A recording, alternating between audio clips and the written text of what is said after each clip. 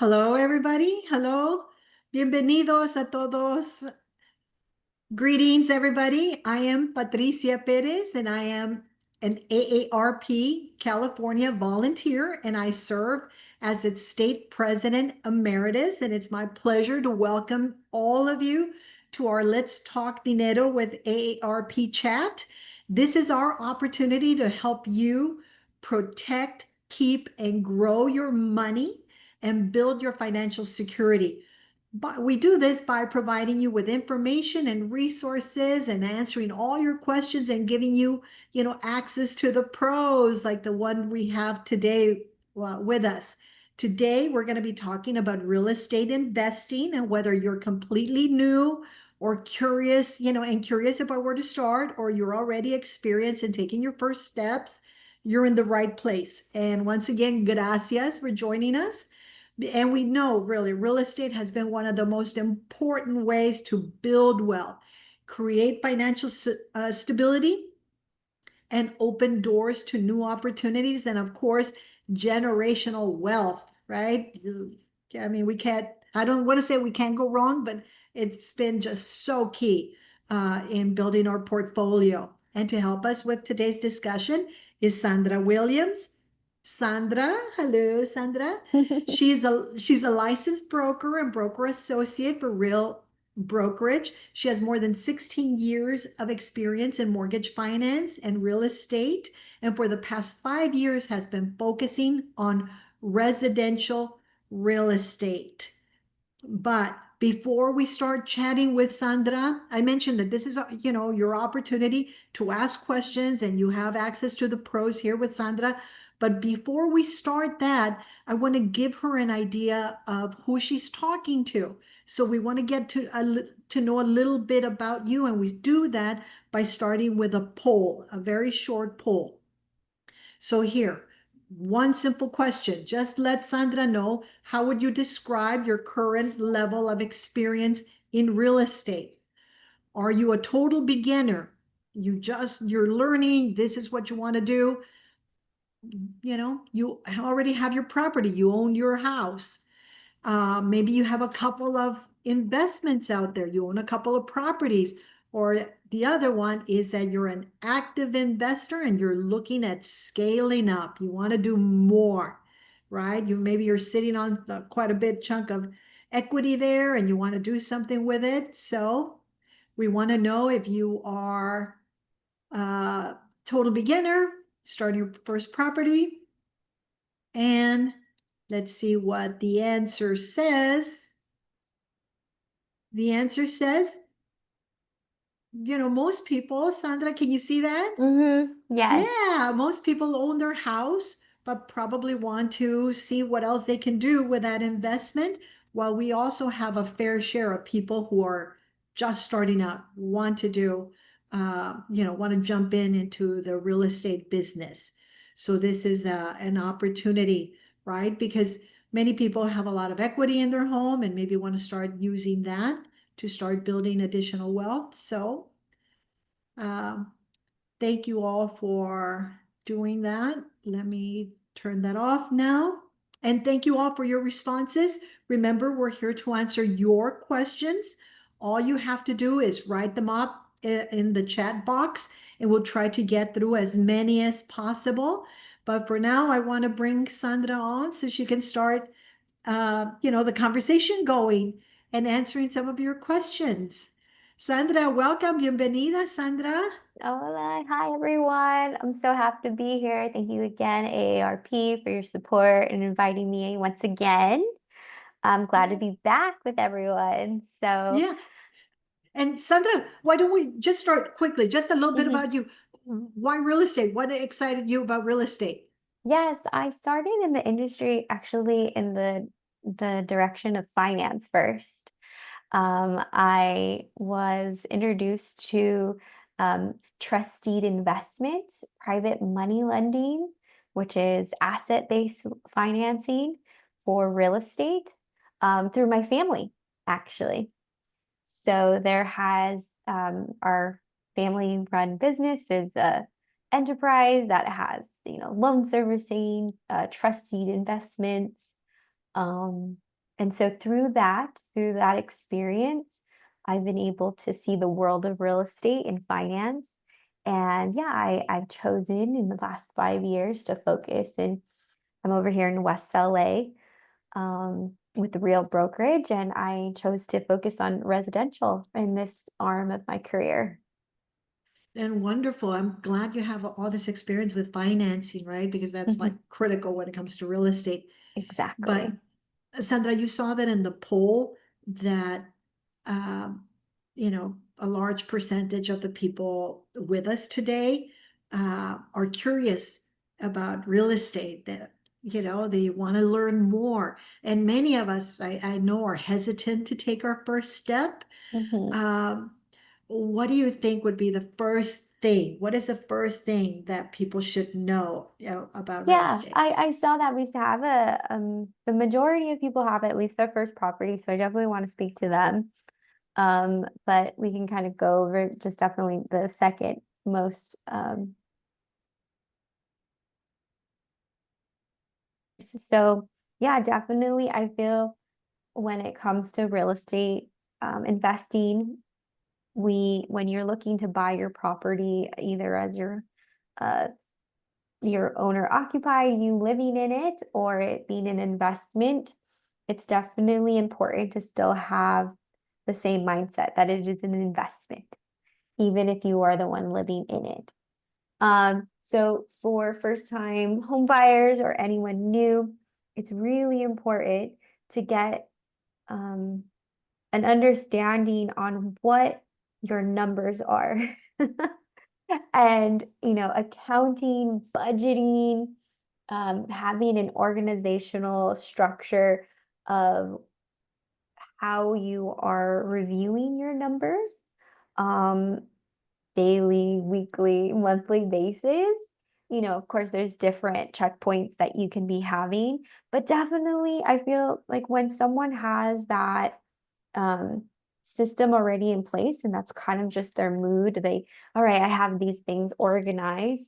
It allows them to take on they have more aptitude to take on more complexity of what the financials are going to be required once you do buy a property, and then once you have, your second property, there needs to be a foundational understanding of what type of budgets, you guys are willing to be working with, like what's fixed for a household, what's a variable. So, number one, organized with your numbers, having a system of your own accounting system. Because when you are looking at real estate, it's just bigger numbers. Like if you go from your personal budget to a family budget to then your real estate budgets, these are all progressively just getting more and more sophisticated and more complexity. And so it's really challenging when you have someone who doesn't have, a personal budget to then start talking about investing, into real estate and understanding, for example, like, what their risk threshold of losses and depreciation and things like that. And is it possible? Absolutely. Do people do it every day? Absolutely. But what happens is that's where there's more cause for, yeah, just overwhelm. People are missing things. It's because they're kind of jumping ahead into something that maybe there wasn't like an organic, progressive understanding of the whole process, and then building them up for success. And that's what I do with my clients. We build it up. We don't just jump into the deep end kind of thing. So for the beginners, first steps definitely having their budgets understanding and what is their disposable income versus what is the income that they're using to, for their liabilities. So those are the key fundamentals I would start with right now. And Sandra, you're saying that the first step would be, of course, know your numbers, right? And Yes. have your budget. Is this something that people should be able to do on their own, or do they need a financial advisor, or how would they go about doing this? Yes, I feel like times have changed, right? Just within this last year. I Yeah. mean, now we have this good old tool called AI. I mean, there's so You many can find apps. I mean, everything. there's apps for Uh-huh. budgeting and things like that. And the beautiful thing is there are so many different types of budgets that you can create. It just depends on how sophisticated you want to go. It could be very simple and understanding what are the numbers, what are your, payables that you have on a consistent basis that happen no matter what. That's called a fixed. You're fixed.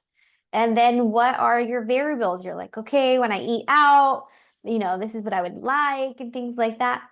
Understanding your fixed and your variables are just going to be number one. Just, yeah, you guys can make them really simple, but AI, and there's a lot of different, you could go on to Etsy. There's these like really sophisticated, like home budgets that you can go and purchase. These, great entrepreneurs have created these downloadable budget sheets, like, to categorize your family's budgets and things. So there's a lot of them out there, just depending on how detailed they want to go or how simple they want to be. And Sandra, you're talking about financing, right? And the money and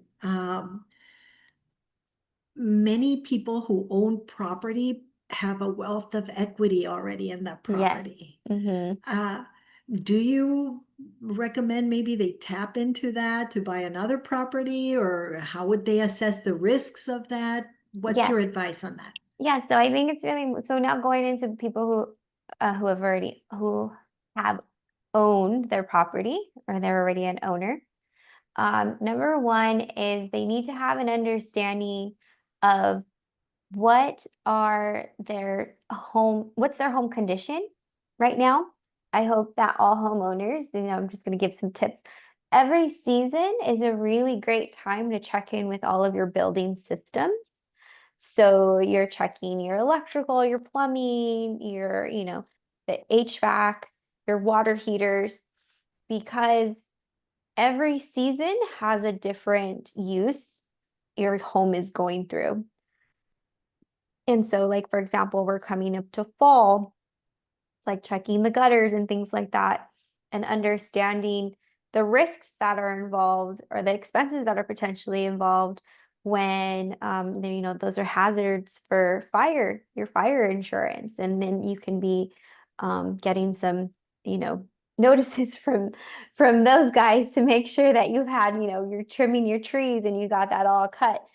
But it's really important for homeowners, before you start thinking about pulling equity out of your home, it's really about what is the condition of your home is right now, and how is it sustainable for your next season.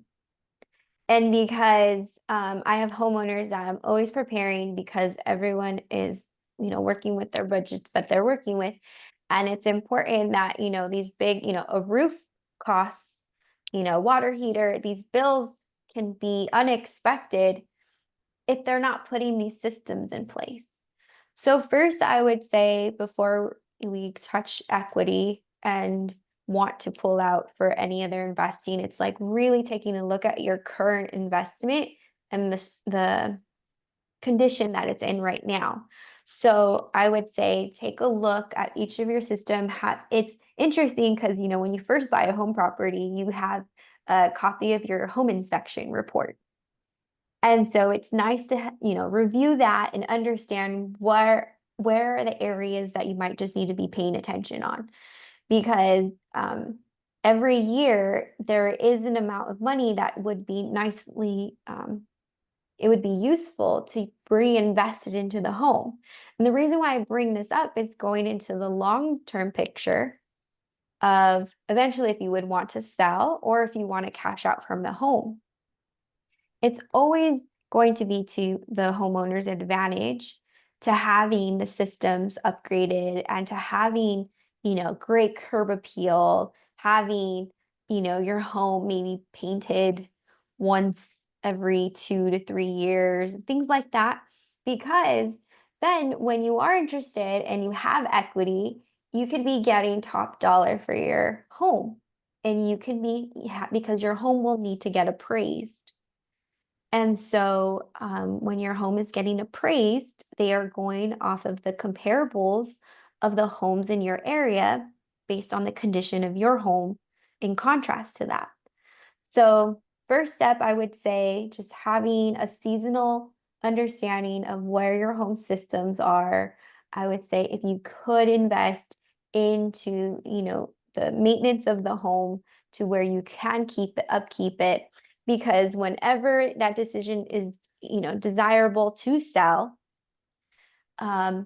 people want the most, aesthetically designed. That's just unfortunate, but it's true. I know everyone probably on the call felt we could do another poll. Does everyone want the newly upgraded kitchen when they buy something, or the newly upgraded bathroom?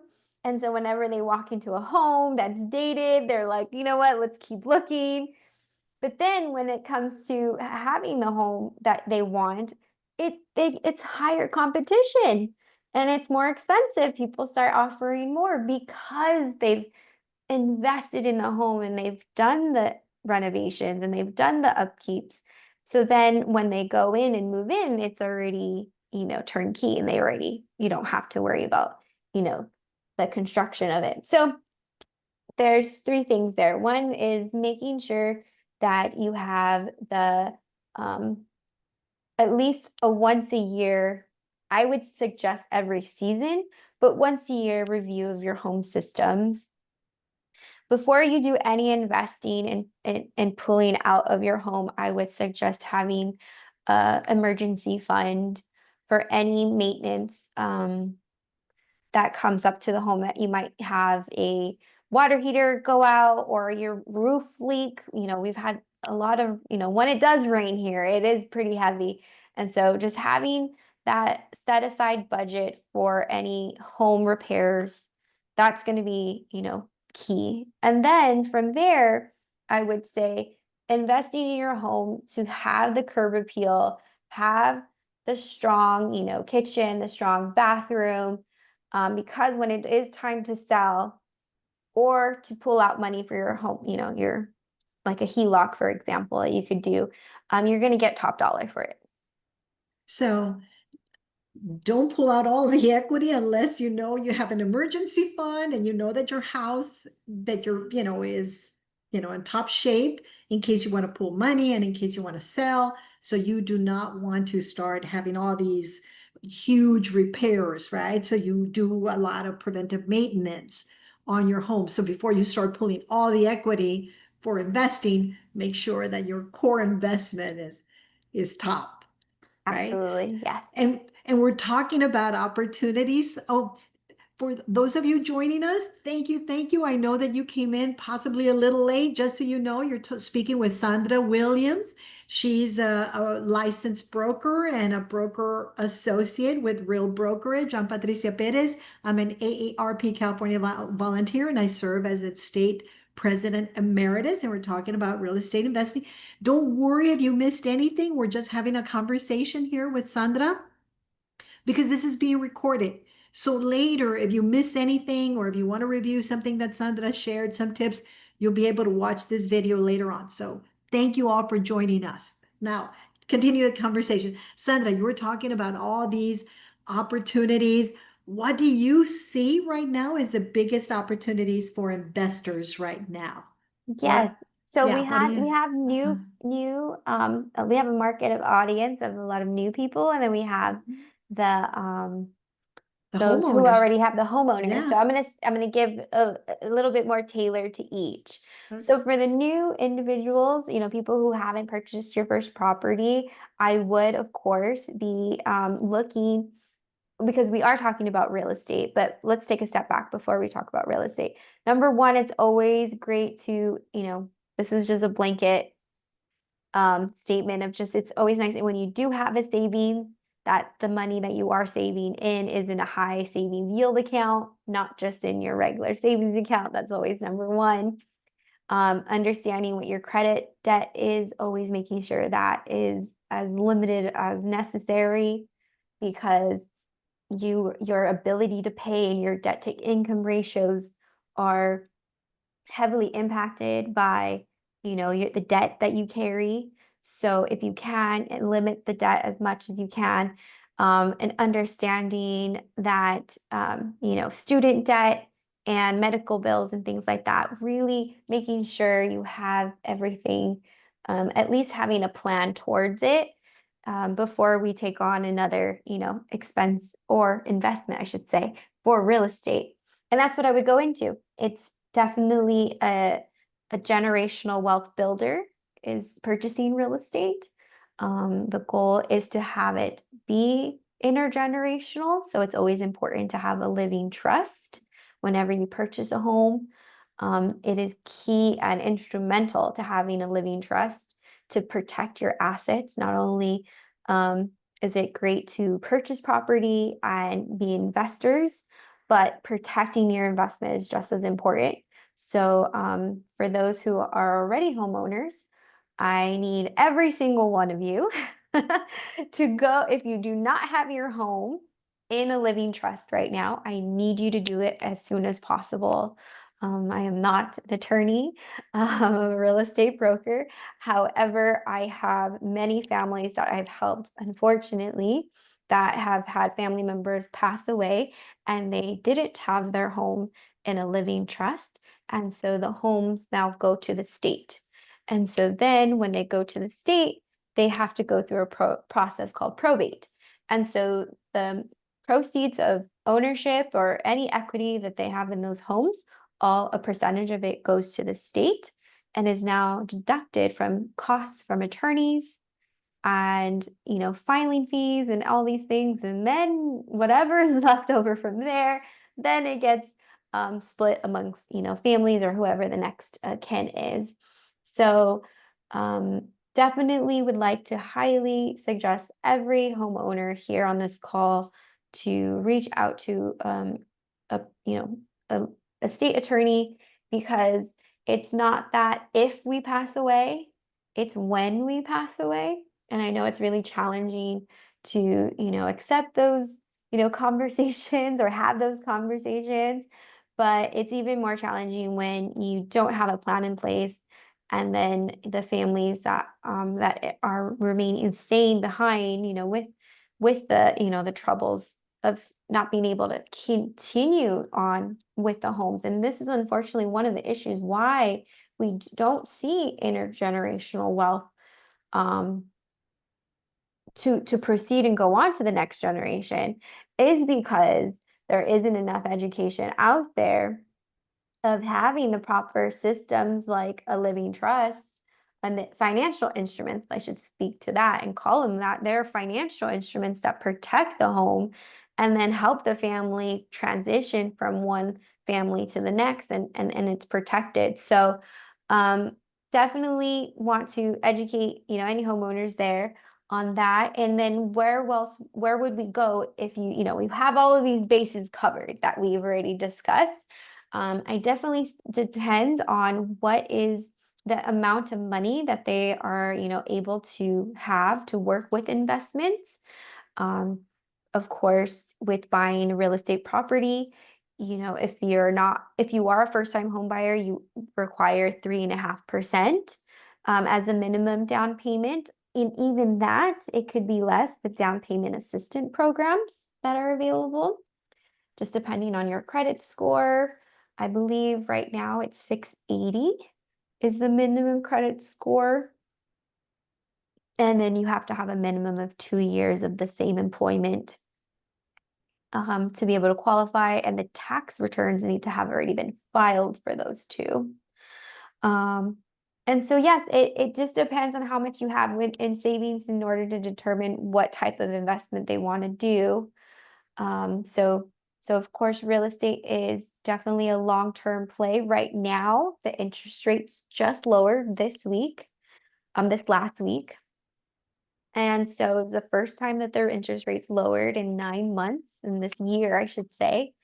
It's really challenging when you have a market industry of everyone wants you to be, for realtors or for other professionals to become oracles of determining the future of where we see, the market going, and everyone's going to be doing their best in expressing that to you.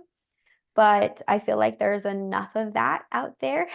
I will only report to you on what is happening right now. And so as of right now, we have the first um, Fed um, lowering of the interest rate for the first time this year. And so with that, it does provide incentive and attraction and affordability. It increases affordability really at the end of the day, for those who are on the fence and who are able to buy, but maybe, again, with debts and their ability to pay, their debt to income ratios, those interest rates really do make a difference in being able to submit a competitive offer. So right now, I believe my buyer has like a 6.125 right now for a 30-year fixed.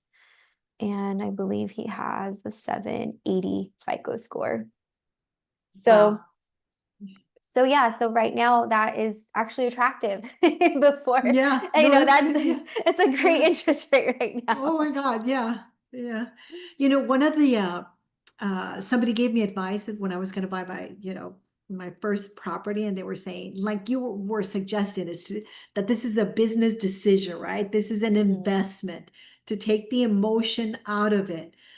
So they were saying their advice was like, don't fall in love with a house because chances are you may not get it. Like walking in, like recently, I had friends who are looking for property, and they're very discouraged because all kinds of investment groups are outbidding them on houses. Mm. So they were suggesting like take the emotion out of it, right? Don't get frustrated. Know, like you were saying, that this is the long game. And so, and I Yeah, appreciate that. I want to speak to that. I feel like also too, it's like we're not going into real estate to get meaning. Like we're gonna be wealthy, or we want something of an emotional gratification or an achievement in real estate, because then that's when we have different motivations, because the people who are negotiating are unfortunately looking at the financials, like they're looking at the numbers if it makes financial sense.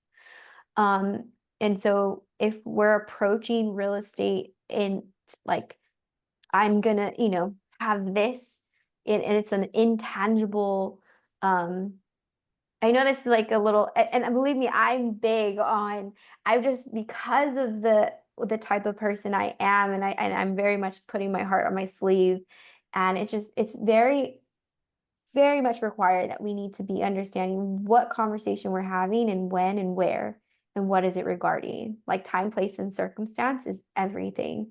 And so if we're talking about a real estate investment, we need to look at the risk factors and the, benefits related towards the real estate factors. And that's what's so challenging about real estate, is that it can interplay so nicely with, family dynamics, relational dynamics, we, the that sharing the home with multiple intergenerational family, members. And, just so happens now you guys are business partners by making this decision together, right? And it's just, if everyone is understanding that this is a business real estate investment, and we're going to need to put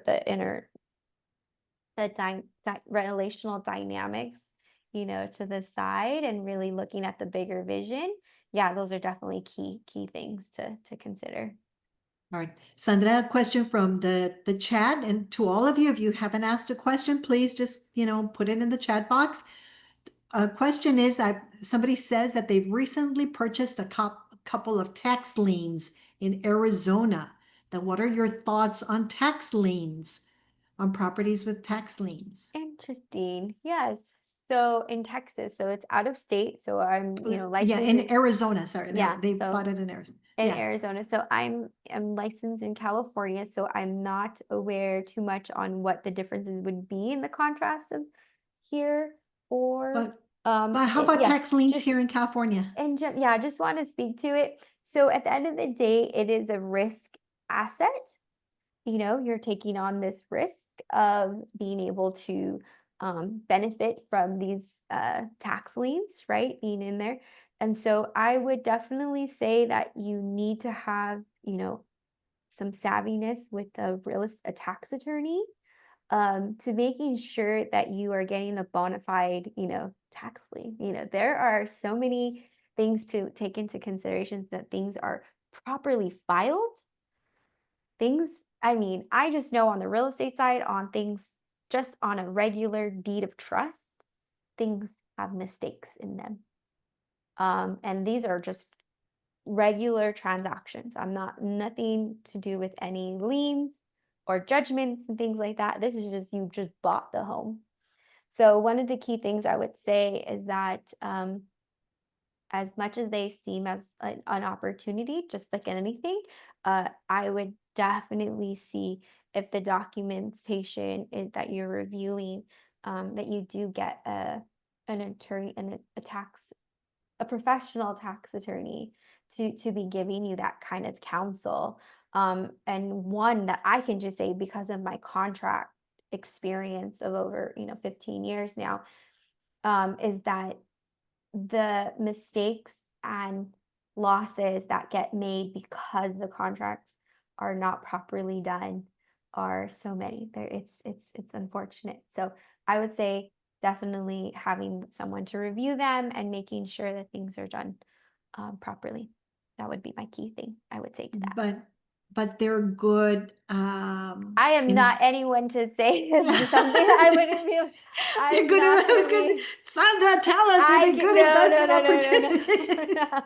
I wouldn't be able to say, and that's the thing about investing is Uh-huh. that really any type of investment, no one can ever tell you, and anyone who does tell you Yes, this is a true. good investment and you need to do it, I would say walk away. Yeah. Walk away. Don't ever get anyone to Pressure. say, Yes, yeah, like yes, there's yes, no way. yes. And the Right, reason exactly. why is because your financial situation may be completely different from another person. And some people are very risk averse, and then some people are not. And so, yeah, so I would say do your homework, do your research and understanding like what type of risk that you feel comfortable with. Yeah. And Sandra, I know that you have history, you know, a lot of experience in finance. Mhm. Um, do do you or are you aware of any, you know, either lesser known or creative ways that investors can finance their first or their next property? I know some Mhm. of our, you know, people joining us today were on fixed incomes, you know, they may be retired, but any ideas on how they can finance a property, an Yeah, investment property? when you say like fixed income, now that gets challenging. I wouldn't be able to say, but when you talk about creative financing in general, it's typically those who are for investors who are not um who have that, unfortunately, they do have more of that income. Um, on the lower income, demographics, I would just say like we have the support of the down payment assistance programs that are easily available. There's grant money, there's money that's also low interest rates that get added to be supported for your down payment. But as far as creative financing, that's actually what private money is. Private money is called creative financing because it is a platform where you can get private investors to fund your investment who wouldn't otherwise be, let's see here, approved based on the standards of the conventional financing. So it is where you do, but it's for an investment property. So it's not for your owner occupied home. And it is for homes that if you're purchasing, it's you would be required to put down 30% down as a down payment. And from there, if you didn't have the credit score, if you didn't have, maybe you haven't filed your tax returns in most recently, or there's more of a like slide of qualifications you need, but it's because it's an investment property and it is for a short-term purpose. And so there are these creative ways to get financing, but they're for very niche, unique, less than a year type of investment opportunities. But not to say for you to buy your first property, or buy your second property, um, that are going to be owner occupied, because when you buy as a conventional, or just a property that you're going to live in and you're going to occupy in, you are now put under the regulations of um, Freddie, Fannie Mae and Freddie Mac, and so you have to follow those lending guidelines. Okay. And Sandra, we have a question, Mhm. and this person says that they have most of their investments in properties. That is Mhm. 90% of their investments are in properties. They want to know your opinion, whether this is a good or a bad thing when it comes to retirement income. Interesting. Okay. No, this is great. I do have some clients that um, have come to me, and they have they're really strong in assets and not liquid cash. And so I'm kind of curious on if that may be what I'm hearing, that maybe that could I, also be yeah, right. Yes. that's what it sounds. That's what Yeah. it sounds like as well. Yeah. So I have a client right now who she's the same way. So she has multiple properties. Um, what's challenging for her situation, which I don't know for yours. Yeah, yes, that is the case. Great. Um, One is, you know, are they servicing? Right. I'm sure that they are, but it's like, and I remember my first question to her, actually, it was, is everyone paying market rent? That was my first question to her. I remember now. And she was like, I don't know, at least for her, she wasn't able to give me a straight answer.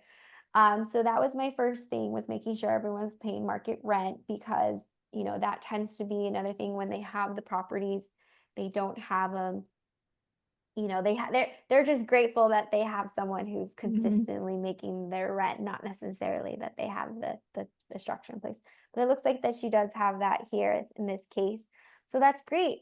So then the next thing I would just say, it's like, what are, the conditions for all of them, making sure, just like I said, having the reports done, because what the strategy would be then is for you to be either being able to access that equity, um, to be able to use and benefit them. I don't know which one would be, maybe like little by little, ideally would be to have them owned free and clear, to make sure there's no debt on the properties, um, because then access to equity is going to be very easy for you. So if you needed to access liquidity wise, that's the key. So we would just want to make sure, in reviewing your portfolio, is that, how could we be paying down the debt as much as possible, and then making sure your assets are in strong standing, having the systems in place, or the condition to be strong for them. So then if you wanted to you know pull out funds and you have that high appraisal, you would have access to that money. Is it good or is it bad? I think it's strategic. I think you have a great plan for retirement, because you have it in real estate. I think that's amazing on your end. I think that it gets challenging when you want, access to the funds, Yeah, when you do need liquid, yeah, because you money, do yeah. need the liquidity of it. And Uh-huh. so, what it would be nice, again, like I said, the first plan would be just making sure, if you're not needing the liquidity right away, it would just be, how can the debt be minimized? And then, is to then determining what is the succession plan. I think maybe then that would be succession planning if it's something that you want your, the next family member in line, your children, to have it. There needs to be a succession plan, because then you can talk about, are there these home, is this portfolio going to be inherited, for, the future family members? Or is this now going to be a strategy for you to then be selling and then to be, um, you know, being able to cash out on the incomes that you've been having, and we could be doing reverse mortgages and things like that, to where in at least the home that you live in, they'll be able to access the capital, um, in which I know I'm aware of, and then you'll be able to have a certain percentage of the equity that you'll have at your disposal.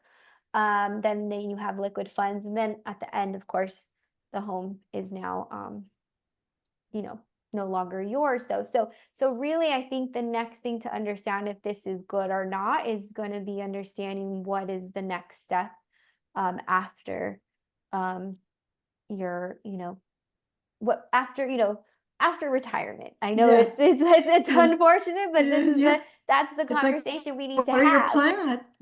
Are you gonna need the money? Yeah. Yeah, are Do you you going need to to be sell? Do you need, yeah. do you not, or are they going to be part of the family wealth? And Hmm. then you can be working with the family members and being like, okay, I need you to buy me out. I need you to buy, this is how you would be getting the liquid. You're like, okay, Yeah, for the future asset, this is what this is worth. And then this is where it still stays within the family, but then you have access to liquidity too, and it still yeah, stays. So yeah, some strategy needs to be done, and accepting, and yeah, what you want it to look like for the future will determine if it's yeah. good for you. Sandra, you mentioned family. We have a couple of questions regarding that.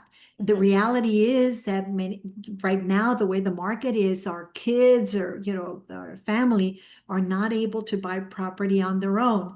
We mhm, have somebody who is going to make a purchase with their two sons.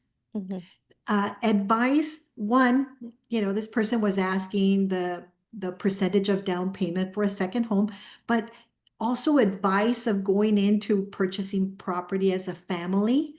mhm. Um, Yes. Oh, any I think ideas on that? I have a lot of experience on that, by the Oh, way. good. Okay. Working with my family. Yeah. But yeah, number one, I think it's amazing when family is able to support one another. I think it's Yes. instrumental, and it's such a Necessary gift. now, It's right? it, it's necessary, but it's also a gift. It's a Yeah. privilege. It's so beautiful to be able to have that opportunity. Um, Number one is that the vested interest, okay, before we even get into real estate, before you even submit an offer, because I had a family that I helped where it was a husband and wife, and then their daughter they helped buy their home for. And I think it's important to have an understanding beforehand, because then, as things progress, more decisions need to be made. And when more decisions need to be made, the ones that happened in the beginning got skipped over. So it's important at the beginning to have the really strong conversations of interest. Like, okay, if I'm going to put this much percentage of the down payment, say the family member is going to do the full, you know, 10%, 20% of the home. So they need to agree amongst themselves and how they want the vested interest of the home. So if it's mom and two sons, how much of the ownership is the mother owning of that home by putting the 20% down of the home? What's really great in this situation, and for any, families or things like that, I'm speaking to this of like this is a business transaction if you are doing business partnerships, because that's what they already do. But in family situations, they don't do that because they're not thinking in a business format. So that's why I wanted to structure them, be like, okay, understanding that's fine. So say the sons are going to have majority ownership and then the mother's not, or they're going to go 50-50, or they're going to go a third, a third, a third.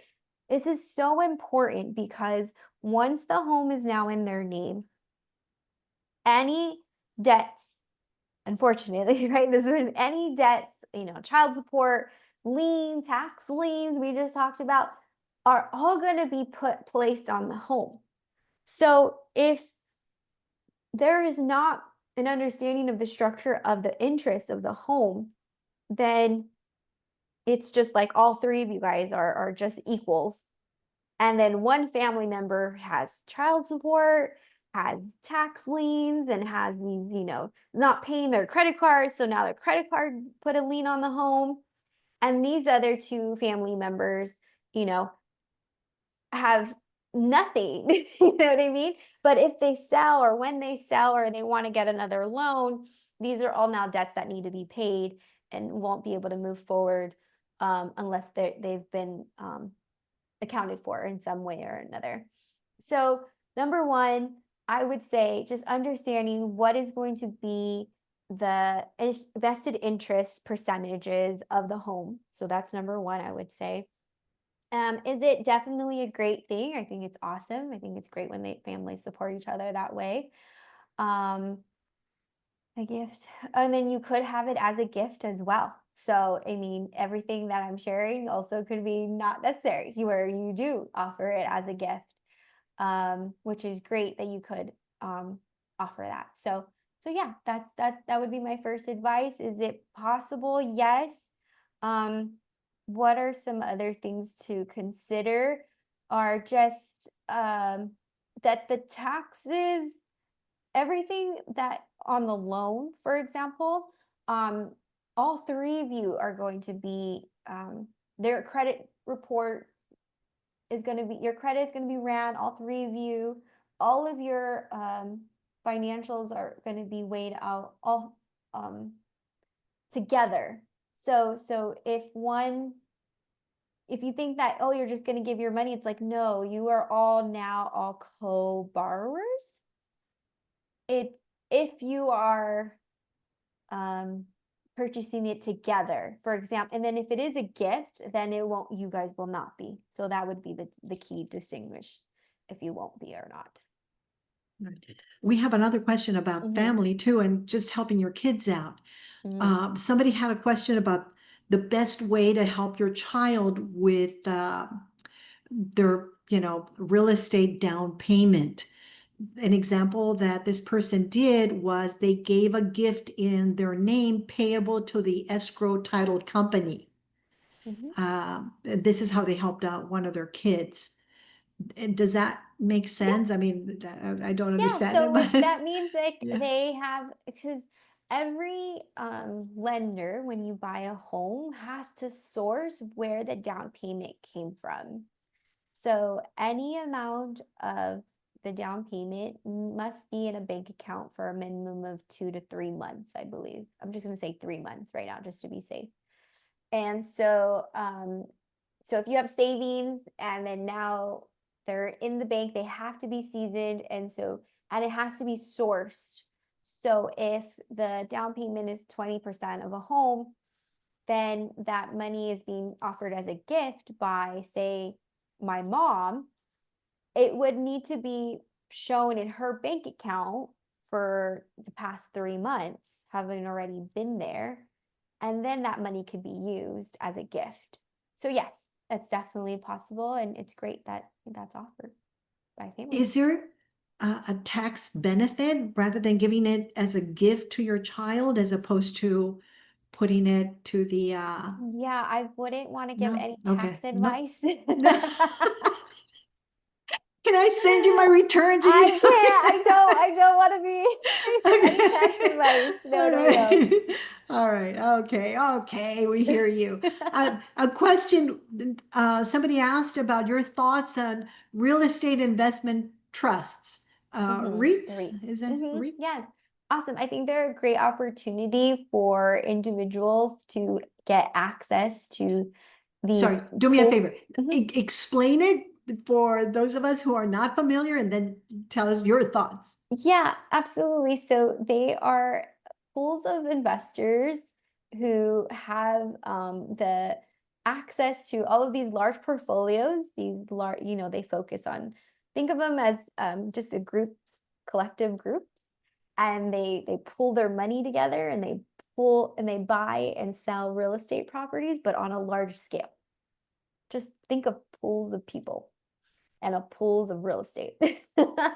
And so what you're able to do is to get shares and have access to them, to being able to see what their benefits of their sales are. And then you're like, okay, they did a good job. They got, they profited this much because they did this renovation in this short period of time. And it's just having access to play with those big leagues, and then having the low risk because they're making those Yeah. decisions and you're like, okay, yeah, let me put my money in on that. Yeah, absolutely. Again, like they're less risk and they're the ones doing the heavy lifting. But I think it's always nice to understand more and more on how savvy they can get, and understanding what markets that they're in, because different groups are, focusing on real estate properties and, the big Right. cities of Los Angeles, or if they're in, you know, in the central, of US. Right. So there's different pools. And then I believe they give market reports every 6 weeks, if not less. And then people can quote me on that. But it's nice to stay on top of what are the performances for these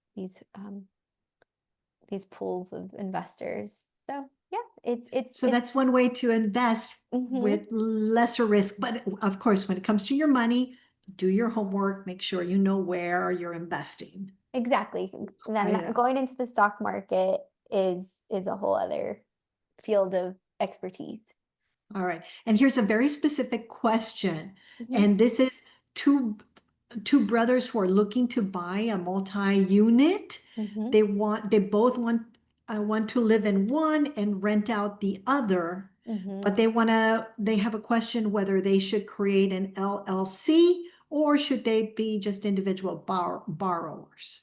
Yeah, no, this is great. I think this is another great way to build wealth because you're able to have your your primary residence and then having the rental income, and Mhm. then it's paying off the full property. So this is great.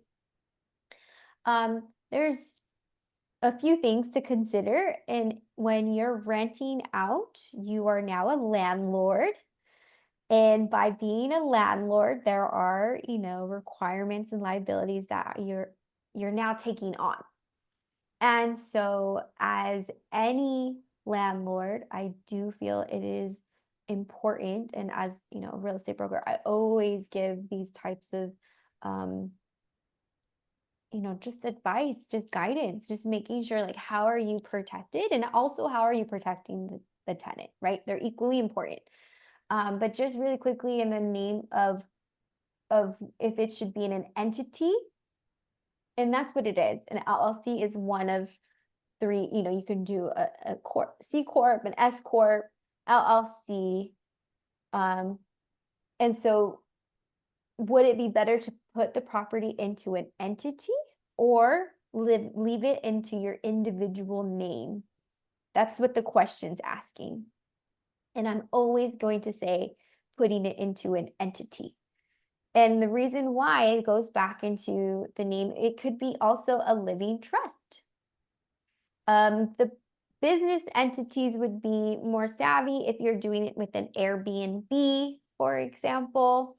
Um, you could be having the home in the living trust and the living, you could be having a business as well, entity that works, they work together. So it could get pretty sophisticated on how much layers of protection you want to have.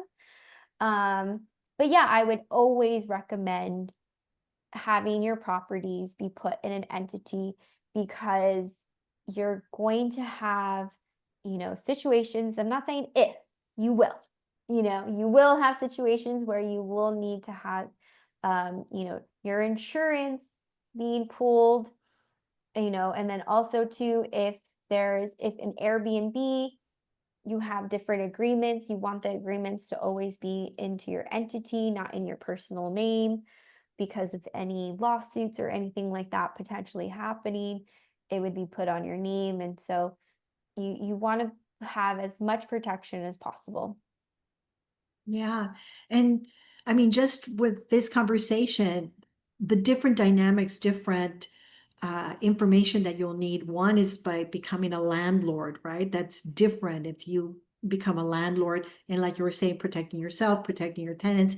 The other one is even the dynamics are going of not being a solo investor, but instead partnering with others in investing with family, with, your with your kids, with your siblings.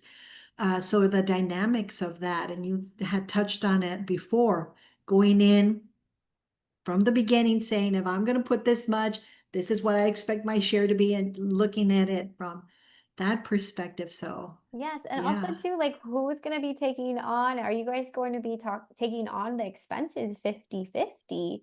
And if the other person cannot, how does that change the vested interest of the profit?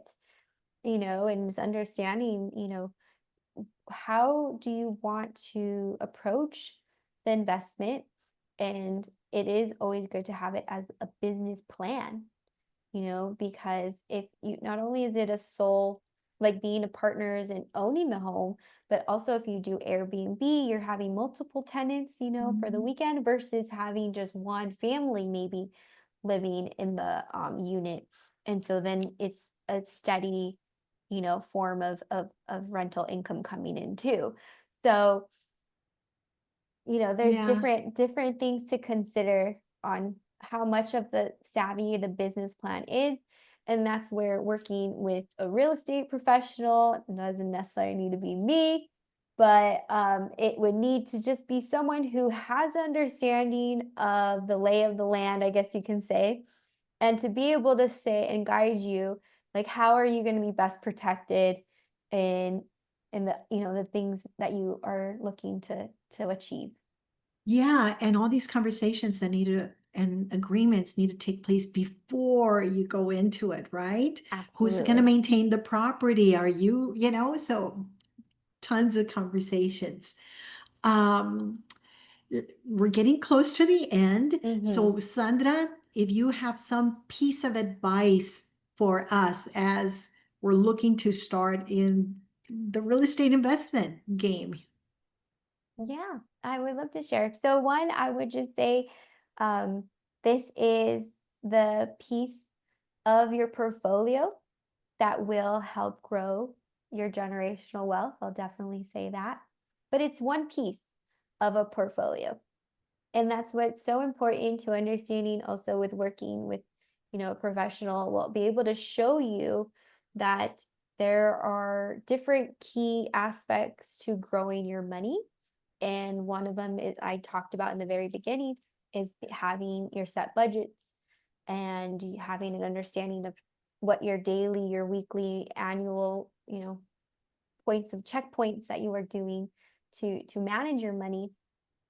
But portfolio is also your insurances and understanding how are you maintaining everything. So if you're ready to take on investing, understanding that it is a series of elements that need to be considered, and it does take a team in putting it together, and it's really important in having the right team around you so that not one person ever has all of the answers. But what's nice when you have your team together, you have them available for you to answer those questions when they're needed. So definitely, my last piece would just say, have always surround yourself with a great team, and then you'll be able to feel more confident in taking on any challenge, any Yeah. opportunity. And ARP can be part of your team. There's There a you lot of go. information on there on our website. Please visit aarp.org/money, aarp.org/money. And we mentioned that Let's Talk Dinero. We feature experts that can help you. We talk about debt management, investing, real estate, retirement planning, entrepreneurship, and more. So please join us for our next Let's Talk Dinero that will be on November the 17th at 4 p.m. That's going to be our last one for the year, and we're going to be talking about choosing health coverage options. Smarter options result in bigger savings. So please join us November 17th, 4 p.m. for our next Let's Talk Dinero. Sandra, huge thank you. Thank you so much for this information. Please, you're welcome to, check out this video later on and visit, check out our other videos at aarp.org/let's talk dinero. So if you missed any part of this, visit aarp.org/let's talk dinero. Thank you to Sandra for all your wealth of information and to all of you for joining us today. We appreciate you. Mil gracias. Buenas noches. Good night, everybody.